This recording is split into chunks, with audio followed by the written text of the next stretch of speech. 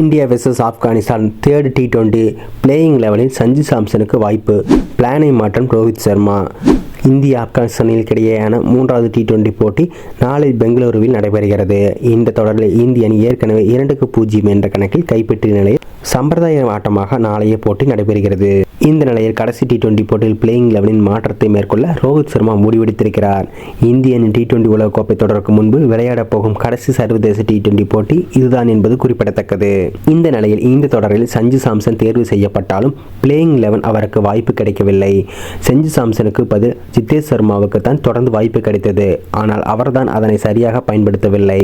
இதனால் ஜிதேஷ் சர்மாவை நீக்கிவிட்டு சாம்சனுக்கு வாய்ப்பு வழங்க இந்திய அணி நிர்வாகம் முடிவெடுத்திருப்பதாக தெரிகிறது. சஞ்சு சாம்சன் பேட்டிங் வரிசையில் 4ஆம் இடத்தில் களமிறக்கவும் வாய்ப்பிருக்கிறது.